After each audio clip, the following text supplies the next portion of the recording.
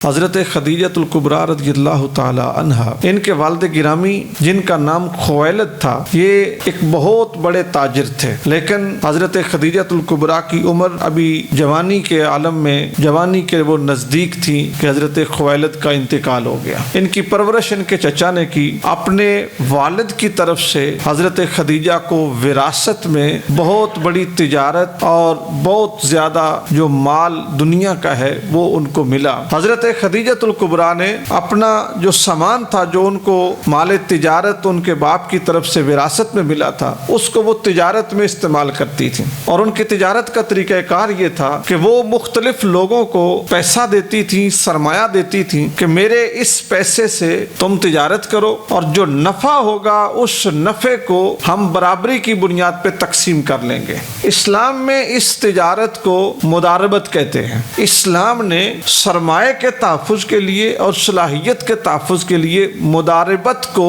رائج کیا۔ تو حضرت خدیجۃ الکبریٰ مداربت کرتی تھی، لوگوں کو پیسہ دیتی، دولت دیتی، سرمایہ دیتی، اور ان کو بولتی کہ اس سے آپ سامان خریدیں اور اس کو بیچیں، اور جو منافع حاصل ہوگا وہ ہم 50-50 کر لیں گے، آدھا تمہارا ہوگا اور آدھا ہمارا ہوگا۔ حضرت خدیجۃ الکبریٰ نے اس طرح اپنی تجارت کو چلایا ہوا تھا۔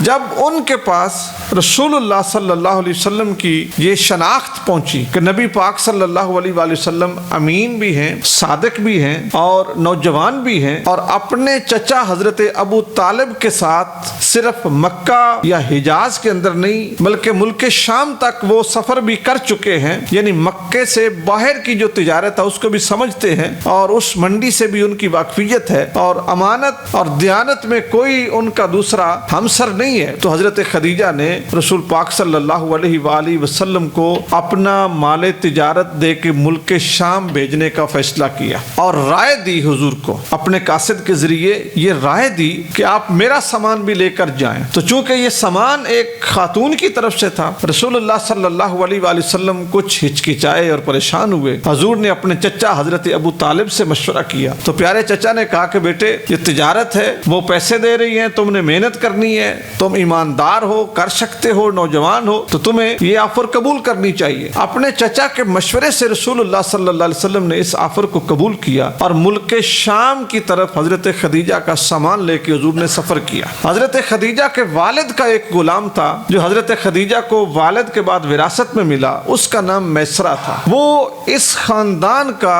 انتہائی قریبی، انتہائی معتبر آدمی تھا، اور بڑے عرصے سے ان کے والد کے ساتھ اس نے کام کیا تھا۔ حضرت خدیجہ نے میسرہ کی ڈیوٹی لگائی کہ تم بڑے زمانہ ساز ہو، اور تم نے بڑے لوگوں کو دیکھا ہے بات کرتے ہوئے، معاملہ کرتے ہوئے، اور بڑے لوگوں کے ساتھ تم نے سفر کیے ہیں، ذرا اس بندے کے ساتھ بھی جاؤ اور اس کے حال احوال بھی دیکھو کہ بیچتا کیسے ہے، خریدتا کیسے ہے، ذرا اس کی بھی کیفیت دیکھو۔ میسرہ جو غلام ہے حضرت خدیجہ کا، وہ بھی حضور کے ساتھ چل پڑا۔ نبی کریم صلی اللہ علیہ وآلہ وسلم سامان لے کے گئے، شام میں سامان بیچا۔ پہلے لوگوں کی نسبت اللہ تعالیٰ نے رسول اللہ صلی اللہ علیہ وسلم کو زیادہ نفع عطا فرمایا۔ حضور واپس تشریف لائے تو حضرت خدیجہ نے جب وہ اتنا منافع دیکھا نا تو بڑی حیران ہوئی کہ پہلا موقع تھا ان کے ساتھ تجارت کا، اتنا منافع کمایا۔ پھر میسرہ سے پوچھا کہ یہ شخص کیسا ہے، یہ لوگوں کے ساتھ بات چیت کیسے کرتا ہے، اور راستے میں جب تم جا رہے تھے تو تمہارے ساتھ اس کا رویہ کیسا تھا۔ اب جو میسرہ نے گواہی دی نا رسول اللہ صلی اللہ علیہ وسلم کی، وہ گواہی بڑی قابل داد ہے۔ میسرہ حضور کو دیکھتا رہا، بولتے کیسا ہے، بیچتے کیسے ہیں، کوئی اگر اشتعال دلائے، غصہ دلائے تو غصے میں کتنا آتے ہیں، بات ٹالتے کیسے ہیں، اور عیب جو ہے جنس کا اس کے اوپر پردہ کیسے ڈالتے ہیں، ہر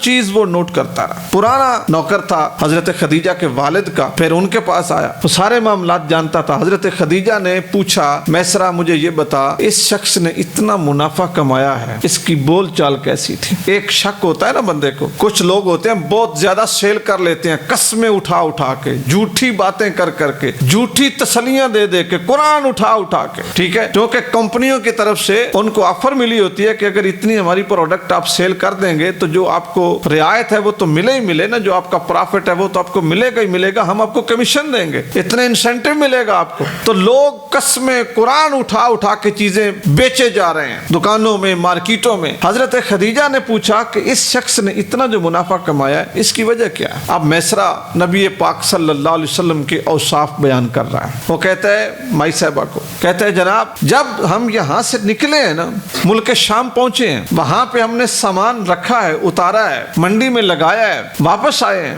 میں نے اس شخص کو کسی شخص کے ساتھ بھی غصے میں بات کرتے نہیں دیکھا۔ لین دین کرتے ہوئے کون سا ایسا شخص ہے جس کے ساتھ کوئی بد نظامی نہ ہو، یا کوئی اس کے ساتھ برے الفاظ نہ بولے، یا کوئی اس کے اوپر طنز نہ کرے کہ یہ کیا لے آئے ہو، یہ کیا اٹھا لائے ہو؟ ہوتا ہے نا۔ تو ایک بندہ سچا بھی ہو، کھرا بھی ہو، مخلص بھی ہو، اس کے اوپر جب کوئی تنقید کرے تو اس کو غصہ بھی آتا ہے۔ میسرہ کہتے ہیں میں نے اس شخص کو نہیں دیکھا کسی کے ساتھ بھی غصہ کرتے ہوئے۔ دوسری چیز فرمایا، دوسری چیز میں نے اس شخص میں دیکھی ہے کہ جو انہوں نے بات کی ہے نا 100% ٹھیک کی ہے، نہ اضافہ کیا ہے نہ کمی کی ہے، نہ اضافہ کیا ہے نہ کمی کی ہے۔ یعنی یہ نہیں کہا کہ اس جیسی چیز تو آپ کو پوری دنیا میں کہیں نہیں ملے گی۔ یہ نعرے آپ سنتے ہیں نا دکانداروں کے، جناب یہ جو چیز ہمارے پاس ہے نا آپ کو پورے ڈسٹرکٹ میں نہیں ملے گی، پورے گوجرا میں نہیں ملے گی، آپ کو پورے ملک میں نہیں ملے گی۔ ہم منگواتے ہیں، صرف ہم منگواتے ہیں باہر سے، ہمیں ملتی ہے اور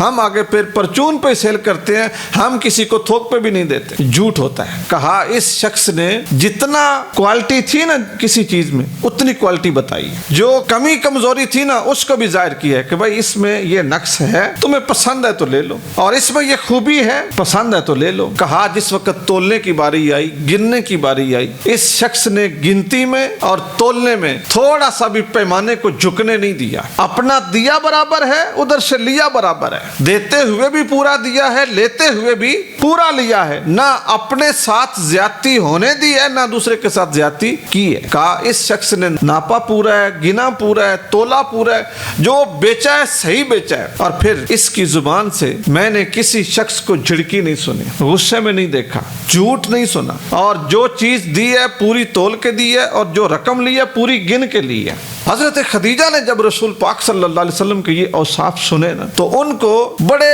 بڑے لوگوں کی طرف سے آفر تھی شادی کی، کیونکہ وہ بیوہ بھی تھی اور مالدار بھی تھی، خوبصورت بھی تھی، نیک بھی تھی، اور بڑے خاندان سے بھی تھی، تو بڑے بڑے لوگوں کی آفر تھی، لیکن حضرت خدیجہ نے کسی کی آفر کو قبول نہیں کیا۔ اب کیا ہوا، جب حضور کے یہ اوصاف سنے نا اور پھر حضور کی عمر کو دیکھا تو نبی پاک صلی اللہ علیہ وسلم کی عمر تھی 25 سال، حضرت خدیجہ الکبریٰ کی عمر تھی 40 سال، تو عمر کے اندر بہت بڑا ڈفرنس تھا، بہت بڑا۔ حضرت خدیجہ کی نظر سرکار پہ پڑی، اپنی سہیلی کو بلایا حضرت خنسا کو اور ان سے کہا کہ میں یہ چاہتی ہوں کہ یہ جس شخص کو ہم نے سامان دیا ہے نا اور جس نے بیچا ہے، محمد بن عبداللہ صلی اللہ علیہ وآلہ وسلم، ان کو شادی کا پیغام بھیجوں۔ ان کی سہیلی نے کہا کہ آپ خود یہ بات نہ کریں، یہ معاملہ میں کرتی ہوں، میں جا کے ان سے بات کرتی ہوں اور پھر میں آپ کو بتاؤں گی۔ حضرت خدیجہ کی یہ سہیلی رسول پاک صلی اللہ علیہ وسلم کے پاس گئیں، نبی کریم صلی اللہ علیہ وسلم سے بات چیت، خیر خیریت، ادھر ادھر کی باتیں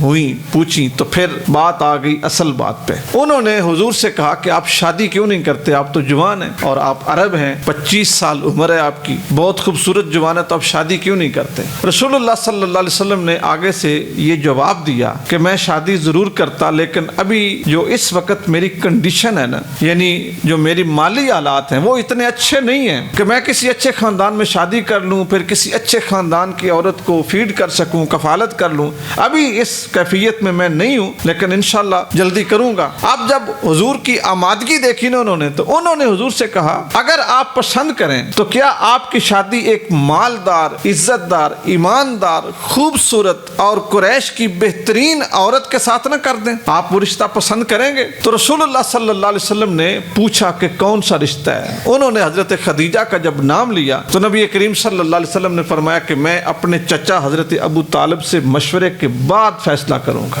جناب سردار ابو طالب، ان سے جب مشورہ ہوا تو انہوں نے اس رائے کو قبول کیا۔ اب آپس کے دونوں خاندانوں کا تھوڑا بہت ملنا ملانا ہوا تو حضرت ابو طالب اور سرکار کے چچا حضرت حمزہ، بہت محبت تھی حضور کو، اور تو حضور کے یہ دو چچا بلکہ پورا خاندان سوائے ابو لہب کے اس شادی میں شریک تھا۔ 500 درم، یہ درم چاندی کی کرنسی ہوتی ہے اور اس کا وزن ہوتا ہے 3.7 گرام، 3.7 گرام یہ کرنسی، 500 درم۔ یہ آج کے لحاظ سے اگر آپ اس کو کلو میں کرنا چاہیں تو آپ کر سکتے ہیں، مجھے اندازہ نہیں پورا، اتنے یہ درم، یہ چاندی کے سکے تھے 500، یہ حق مہر تھا۔ اور حضرت ابو طالب جو سرکار دو عالم صلی اللہ علیہ وسلم کے چچا ہیں، انہوں نے نبی پاک صلی اللہ علیہ وسلم وسلم کے نکاح کا خطبہ پڑھا اور اس طرح یہ نکاح ہوا۔ جب حضرت خدیجہ حضور کے گھر آ گئی تو جو مال، جو دولت، جو غلام، جو نوکر، جو کچھ تھا نا حضرت خدیجہ کے پاس، وہ سارے کا سارا رسول پاک صلی اللہ علیہ وسلم کی بارگاہ میں پیش کر دیا کہ اللہ کے رسول، اب آپ کو مالی اور معاشی کوئی پریشانی نہیں ہے، آپ میرے سرتاج ہیں اور یہ میرا مال ہے، جب میں آپ کی ہوں تو مال بھی آپ کا ہے۔